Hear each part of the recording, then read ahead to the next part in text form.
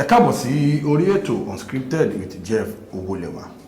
Follow up lórí ọ̀rọ̀ Àtílà, òun náà ni a wà ní ẹnu ẹ̀. Gbogbo ẹ̀yin tí ẹ tọ́nà fún Àtílà so far, ẹ ṣeun gan, a dúpẹ́. Gbogbo bí tẹ́ ti ń mú owó náà, tẹ́ ti ń ràn wá lọ́wọ́ lórí ètò, iná ní tán lọ́wọ́ yín, àbúrò ní kángun sí yín.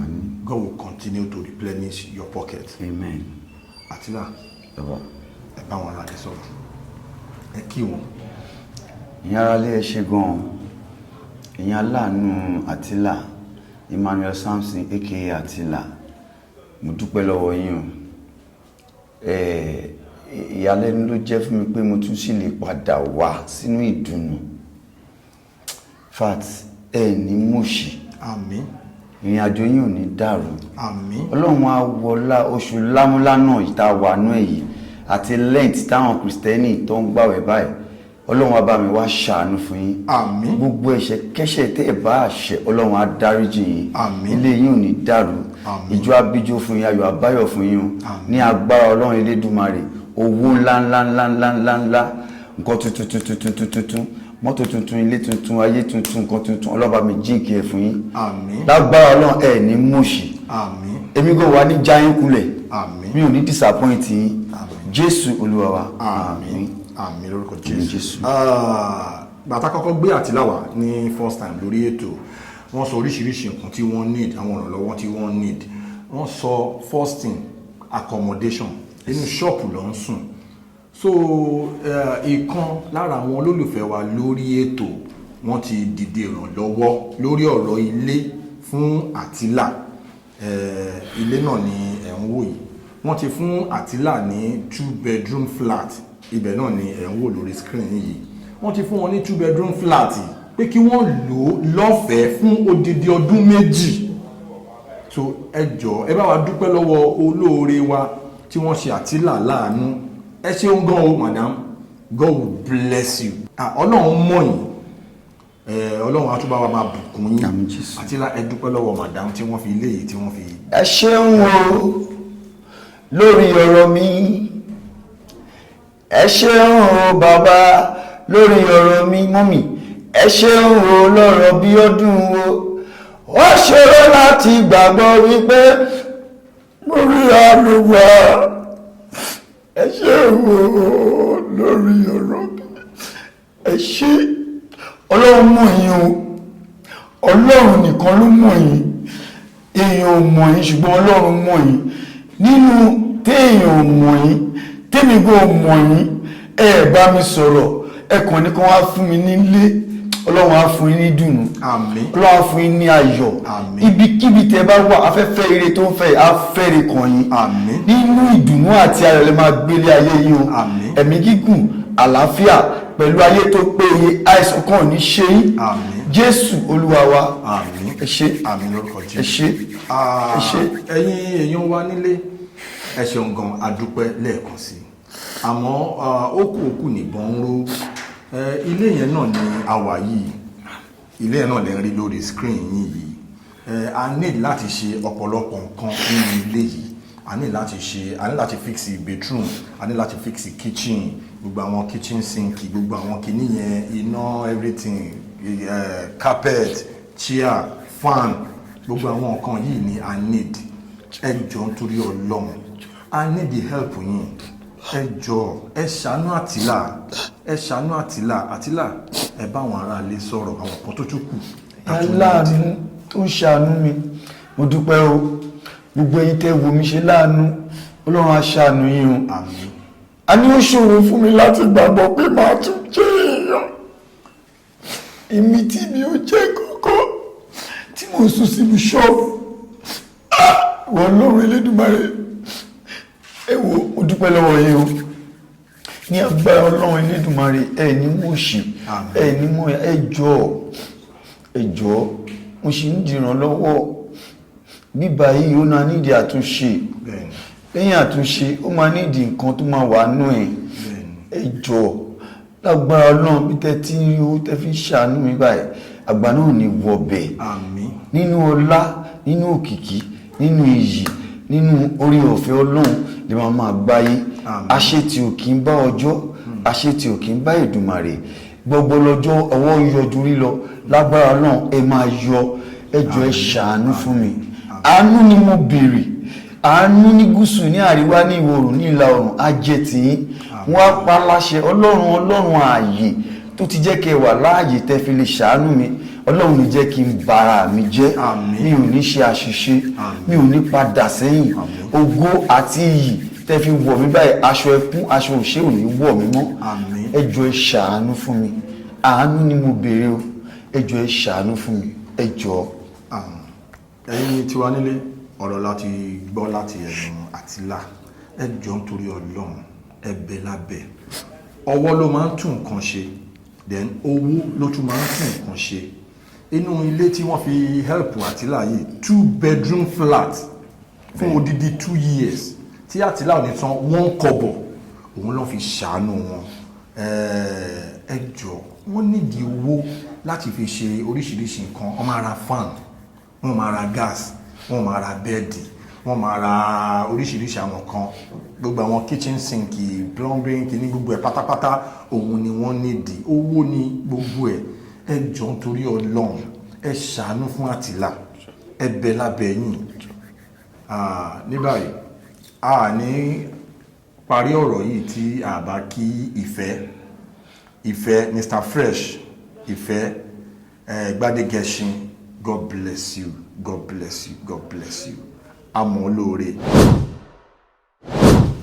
èyàn ara lé mo dúpẹ́ o gbogbo àánú tẹ́ ń ṣe fún mi mo dúpẹ́ èmi aláìlẹ́nìkan mo tún wá ná ẹni àgbẹ́kẹ̀lé báyìí ibi tí mo sùn ṣọ́ ó tún wá fún mi ní 2-bedroom flat very big place but a ní láti renovate ibẹ̀ ẹ ṣàánú fún mi tá bá renovate tán a ní láti ra fan ra wọn nǹkan tó máa ní láti wà ń bẹ irú kitchen I need a bed chair I need the sink I need toilet plate tí máa fi yàgbẹ́ ẹ jọ̀ọ́ mo bẹ̀ yín torí Ọlọ́run I need the fan in fact I need the ilẹ̀kùn I need the ọ̀dà so many things yíyan ní ìdílé bí cotton gbogbo ẹ̀ náà la need mo bẹ̀ yín torí Ọlọ́run Elédùmarè àánú tẹ́ ṣe fún mi ò ní sú yín àmín ẹ ní jákulẹ̀ àmín ìgbédìde tẹ́ wá ní ẹ ní múṣì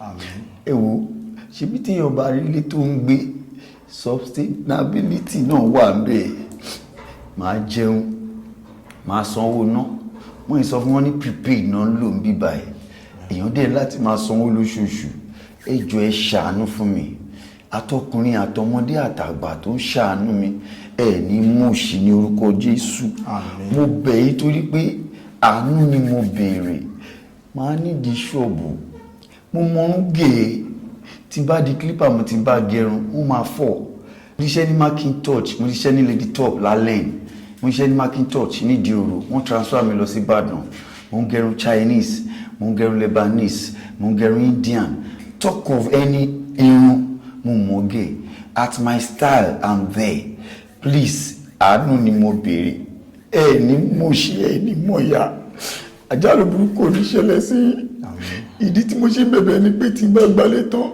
ìgbà mélòó ni ọdún méjì máa fi pé sustainability mi kọ́ àníṣẹ̀sìn nígbà tẹ́ bá ṣàánú mi tán máa pò mí àti orí mi àti ẹlẹ́dàá mi pẹ̀lú Ọlọ́run ṣùgbọ́n tí bá ti ní nǹkan tí mo lè fi mọ́wọ́ lọ sẹ́nu tí mo dẹ̀ máa dájọ́ mi fọwọ́ mẹ́wàá jẹun ẹ jọ̀ọ́ àánú ni mo béèrè ní gúúsù ní àríwá ní ìwọ̀ oòrùn ní ìlà oòrùn àánú á ṣẹlẹ̀ sí mo pa láṣẹ ní orúkọ Jésù torí ó ní ọmọ aláṣẹ ni mí ó ní kí mi béèrè ó ní òun yóò fún mi ó ní kí n nawọ́ ó ní màá rí àánú gbà ó ní kí n pè mú ó ní òun yóò sì dá mi lóhùn gbogbo ìpè tẹ́ bá pe Ọlọ́run yóò dáhùn ilẹ̀kùn ayọ̀ tuntun tọ́lọ́run ti ṣí fẹ́ mi Ọlọ́run á ṣí dọ́gbọ̀ ẹ̀ fún yín ní orúkọ Jésù ẹ jọ̀ọ́ torí Ọlọ́run àánú yín ni mo fẹ́ tí bá ti ní gbogbo eléyìí kí ni mo tún wá kiri ẹ jọ̀ọ́ ẹ jọ̀ọ́ ẹ jọ̀ọ́ lẹ́ẹ̀kan sí aláàánú mi Ọlọ́run mọ̀ yín omi mọ̀ yín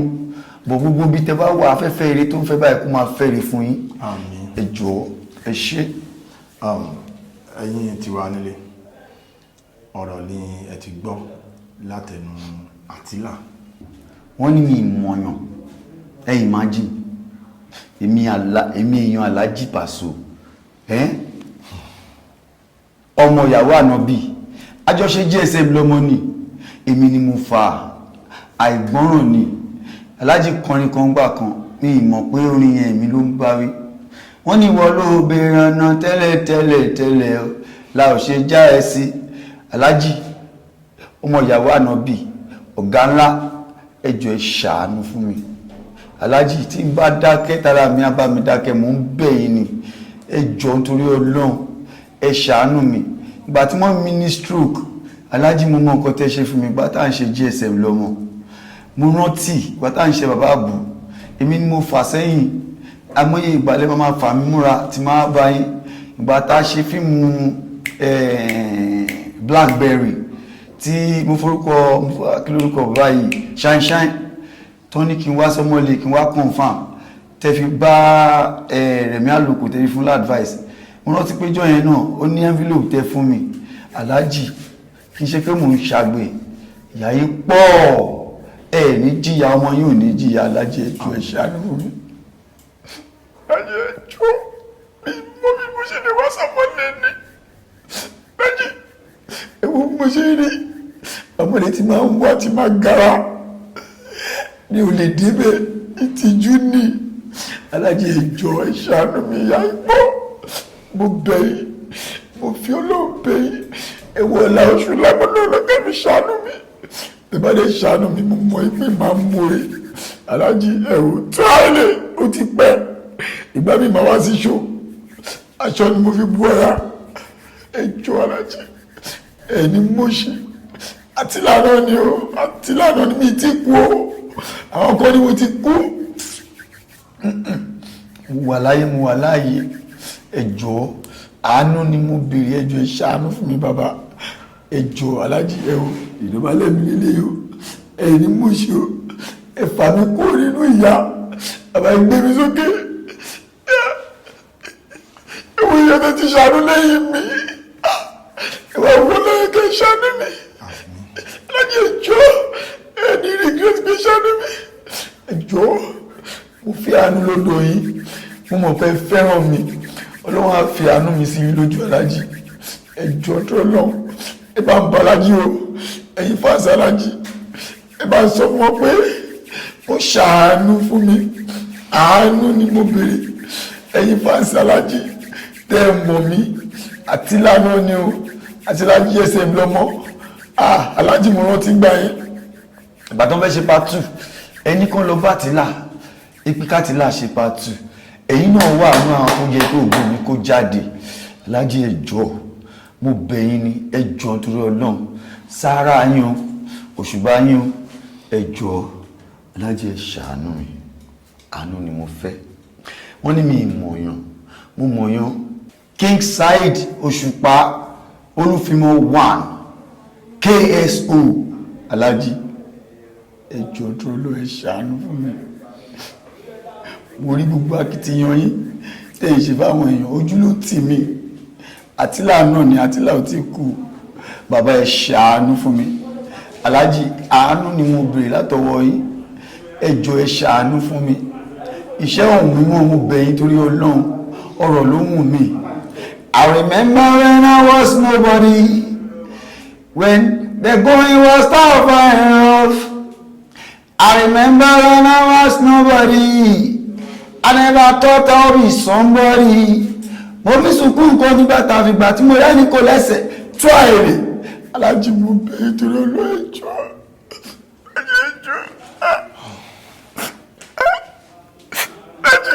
Alhaji àánú ni mo béèrè ẹjọ́ wọ́n ti bú mi wọ́n ní mi léèyàn wọ́n ní mi jẹ́yàn kódà àwùjọ òṣèré mi léde bẹ́ẹ̀ ìgbà mi ti bá kọjá ìgbà máa rí tí fàájì ń lọ tí orin ń bọ̀ mi ò ní lè débẹ̀. Alhaji ẹ ṣàánú fún mi ẹ̀yin àwọn àgbààgbà fújì ni mo bá sọ̀rọ̀ bàbá ẹjọ́ tó lọ Ọlọ́run ajẹ́kẹ̀ lè ṣàánú mi máa ń mọ lóore ẹjọ́ mo ti jábọ̀ ẹgbẹ́ mi dìde ẹjọ́ ẹ fà mí sókè ẹjọ́ tó lọ ẹjọ́ iṣẹ́ ọ̀dà ọ̀rọ̀ ló wù mí ẹjọ́ tó lọ. alájí ẹ ṣàánú fún mi ní agbára náà ẹ ní mọ̀ṣẹ́ ẹ ní wálẹ̀ jàkí òkìlẹ̀wà ẹ ní wálẹ̀ wà láìtẹ́lẹ̀ ìsúnmọ́bílá ẹ tí ẹ ní wálẹ̀ láìláì torí pé ẹ ti kọjá ìwálẹ̀ ayé ò lè rí imú ẹ̀yin ti gbénú ayé ṣayé ẹ ti báyé jẹ ẹ ti báyé mu ẹ jẹ́ fún mi náà jẹ́ èèyàn ẹ wò bàbá mi ẹ jọ òṣùbà rẹ o bàbá ẹ jọ tó lẹ́yìn bá ń fìdúnú gba ẹ jọ ẹ ṣàánú mi ẹ jọ mo mọ̀ pé ẹ máa ṣe fún mi ẹ ṣe aláàjì ẹ ṣe o. Alhaji Obesere pápá tọ̀ síbẹ̀ ọmọ rápálá Alhaji Kudus ẹjọ́ bàbá ẹ mọ̀ mí dáadáa. ìgbàtẹ́wọ́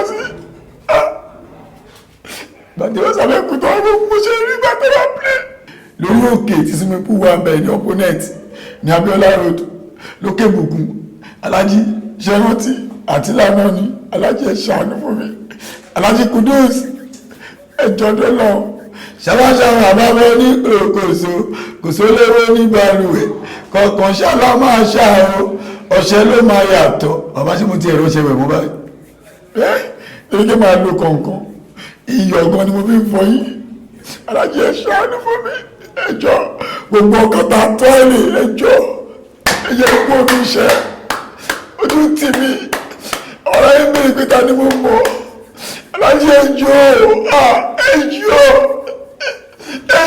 lórí ìyá Alhaji ẹjọ́ ìparapọ̀kẹ́ ṣàánú fún mi ẹjọ́ iṣẹ́ ohun mi ọ̀rọ̀ lówó mi Alhaji Obesere ọmọlápàlà ẹjọ́ bí bá ṣe ń gbọ́ báyìí ẹjọ́ ẹ máa wá àánú ṣe fún mi ní ilé yóò ní dàrú ọ̀nà yóò ní dàrú iṣẹ́ yóò ní dàrú ọmọ yóò ní tójú ikú olóyè ní àgbàlá wọn ní ṣọ́kú mọ́ yín lójú ẹjọ́ ẹ ṣàánú mi àtìlànà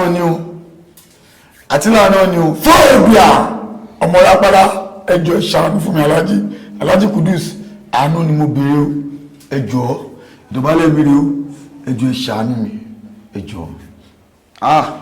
Alhaji Sule Alao Malaika Madiba Kibla Alhaji torí Ọlọ́run àánú ni mo fẹ́ Alhaji mo mọ̀ pé àánú wà ní ojú yín bẹ̀yẹn mo mọ̀ bàtàlájì sílé mo fẹ́ lọ ṣùgbọ́n bí mo ṣe rí ìlú jẹ́ kí n lọ tí Wasiu Ayinde wà bẹ̀ tí Wasiu Ayinde sọ pé máa la ṣé wọn náà ló ṣe lé Alhaji ọlá ò ní relẹ̀ o òkè lẹ́mú rú sí ẹ̀ ní mú sí. Alhaji ẹ̀wò mi àti lánàá ni ẹ̀wò mi ẹ̀ṣẹ̀ mi láàánú wọ́n ní mi mọ̀yàn ṣe mo gbọ́dọ̀ mọ̀ ọdún yí báyìí níyà tó máa jẹ́ mi mo mọ̀ kí mo fìyà jẹ́ra mi ṣùgbọ́n ẹjọ́ ẹ ṣàánú fún mi àánú ni mo béèrè o ìgbà kan lèmi ń jẹ bọ́tà ráìsì nísìnyí mi rí gàrí mu àtẹ̀pá Alhaji ẹ ṣàánú fún mi ẹ ṣàánú mi àánú ni mo fẹ́ kọkàn jánu lọ mo fẹ́ jẹ́ èèyàn mo fẹ́ ṣiṣẹ́ inú agún mi báyìí kémi náà máa jẹun ẹ ní múṣì wọ́n ní ládùn ewúro níparí ewúro wọ́n ní adùn ní ẹ jẹ́ kí n rádùn kalẹ̀ ayé mi irùngbọ̀n funfun ló ti wà ní 56 ọjọ́ alẹ́ ti dé ẹ ṣàánú fún mi ẹ jẹ́ kí n rí kankan tọ́ka sí ti máa jẹ lálẹ́ kí n má lọ tọrọ jẹ lọ́jọ́ alẹ́ kí n má lọ máa gbábọ́ kiri títí lágbára lọ ẹ ní wálẹ̀ kíbla àgbàlá kíbla kò ní wálẹ̀ gbogbo ọlá tọ́lọ́ ti wá fún yín báyìí lókè náà lè máa lọ ẹjọ́ àánú ni mo béèrè o àánú ni mo béèrè bàbá mi ẹjọ́ ìṣàánú fún mi àmín Jésù. ẹjọ́ gbogbo ẹ̀yin Nollywood ẹ̀yin àgbààgbà òṣèré ẹjọ́ ẹ ṣàánú Fàtílà mo wà láyé mi tí kú àánú yín ni mo béèrè torí àánú ni mo fẹ́ ẹ wò mí inú ṣọ́ọ̀bù mo ń sùn wọ́n ti fún mi nílé báyìí 2 bedroom àgbàlá tó wà òkè ní ṣùgbọ́n máa túnṣe a ní ìdíwó láti túnṣe a ní ìdáwọn so many things inú bẹ̀ láti rà síbẹ̀ àánú ni mo béèrè Fẹ́mi Adébáyọ̀ Túàìlì 7 doors please I need your help. Adébáyọ̀ can never calm down. You are a son, you are a lawyer, you are a big man, you are a father before father ni bàbá ni àgbà kan náà fi ń ṣe o àgbà kan náà fi ń ṣe ọjọ́ orí kan náà fi ń ṣe Túàìlì Baba, I beg you for God's sake, please, I need help Fúnkẹ́ Akíndélé, mo ní ìdí àánú, ẹ ṣàánú fún mi, àánú ni mo fẹ́, ẹ ṣàánú fún mi. Alẹ́ ariwo àjọṣe ni lọ́lá àlàó àti láti ṣe kí ni ó ti ń wọlé ó ti ń wọ mí, ẹ fà mí sókè, ẹ jọ̀ọ́ ẹ ṣàánú fún mi, mo fẹ́ túbi tán fún mi ṣe torí Ọlọ́run, mo fẹ́ máa ṣiṣẹ́ nínú ogún mi kí n lè jẹun, kí n lè bọ́ ìdílé mi torí Ọlọ́run. Lọ́lá àlàó, I know you can do something good for me, please. I know you are not in Nigeria, you are there and you are doing good. Màámi, àánú ni mo fẹ́ o, ẹ ṣàánú fún mi, àánú ni mo fẹ́. Gbogbo ẹ̀yin àgbààgbà òṣèré tí mo ti ẹ̀dá mélòó ni mo fẹ́ dárúkọ, iṣẹ́ ní kẹ́ ṣàánú fún mi. Bàbá Láti, ẹ ṣàánú mi, àánú ni mo fẹ́. President Tuale, bàbá torí Ọlọ́run, àánú ni mo fẹ́, ẹ ṣàánú fún mi. Gbogbo ní tíátà pátá ni mo pè báyìí, ìdọ̀bálẹ̀ mi rí o, gbogbo ẹni tí bá ti ṣe ẹ jọ̀ọ́ ẹ dáríjì mi, ọmọdé ni mi ìláyà kọ́bọ̀ jẹ́ o, ó dẹ̀ ní ọmọdé ò ní mẹ́kọ̀ọ́ jẹ kó má ra lọ́wọ́, gbogbo bí tí mo ṣe sí ẹ jọ̀ọ́ ẹ ṣàánú mi.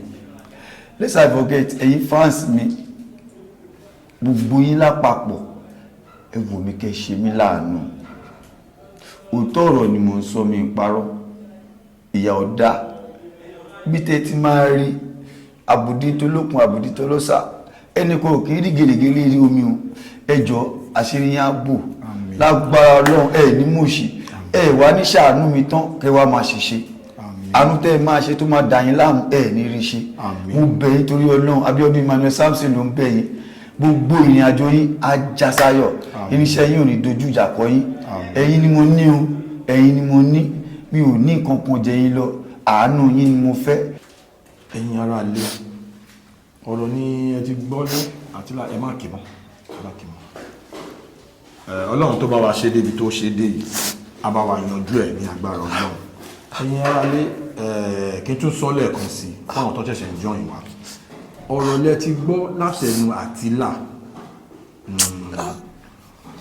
Àwọn èèyàn wọ́n ti ṣàánú fún wọn, ìkan lára àwọn olólùfẹ́ wọ́n ti ṣàánú fún wọn, wọ́n ti fi 2 bedroom flat yìí wọ́n ti fi bless wọ́n ní kí wọ́n lò fún 2 good years so he can get back on his feet.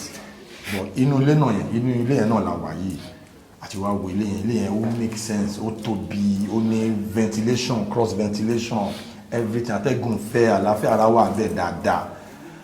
Àmọ́ owó ló ń tún nǹkan ṣe, ọwọ́ ló ń tún nǹkan ṣe. A ní láti ra àwọn accessories oríṣiríṣi sínú ilé yìí. Wọ́n ní the bed, Àtílà ní the bed, Àtílà ní the fan, Àtílà ní a ní láti ṣe wiring inú ilé yìí, a ní láti ṣe plumbing work inú kitchen àti inú bedroom àti inú toilet. So gbogbo àwọn kinní yìí owó ni a need. Ẹ jọ̀ọ́ torí Ọlọ́run, ẹ dìde ìrànlọ́wọ́ fún Àtílà, ẹ ṣàánú wọn.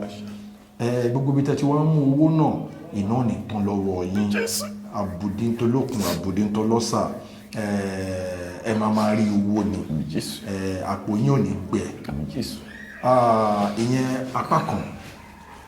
Ṣé mọ̀ pé sustainability ní ilé ayé, kò kí n ṣe every time ló máa wá sí orí screen láti wá máa bẹ̀ ní.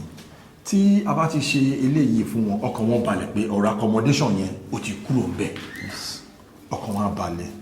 Lẹ́yìn yẹn, Àtílà ní the shop, wọ́n mọ irun gẹ̀ gan, wọ́n ní the shop, wọ́n fẹ́ ṣí barbing salon, wọ́n mọ irun gẹ̀ dáadáa.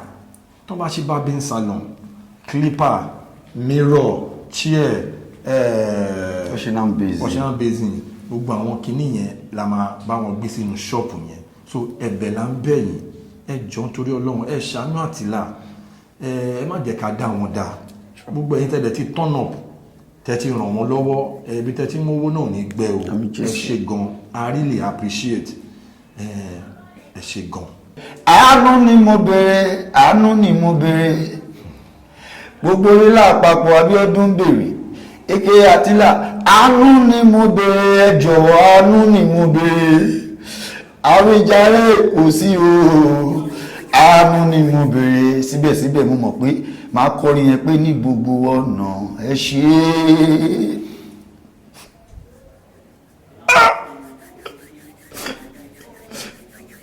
báyìí kó dẹ́gbẹ̀rẹ̀ lọ ní gbogbo ọ̀nà ẹ ṣé o bàbá ẹ fi mí proud ẹ ṣàánú mi tẹ bá ṣàánú mi ẹ rí i pé àwọ̀ mi á jí padà oríire á dé àkólọ mi á padà bí àkólọ sóní ni ẹjọ́ tó lọ́hùn wọ́n ní béèrè bó bá béèrè wọn lè fún ẹ mo ti dákẹ́ tára mi bá mi dákẹ́ tipẹ́ ṣùgbọ́n lọ́wọ́ ìmúrí opportunity this is a chance. This is a very chance. I don't want to miss this chance. Please, I don't want to miss this chance. Àtìlà, gbogbo bí tí ẹ sọ̀rọ̀ dé náà ni àwọn tìyín náà ti gbọ́. Ọlọ́run á jẹ́ kí a rí àánú gbà lórí ọ̀rọ̀ yín ní kábàámọ̀. Lẹ́ẹ̀kan sí ẹ̀yin tiwa nílé ẹ̀bẹ̀ náà ni à ń bẹ̀ yín.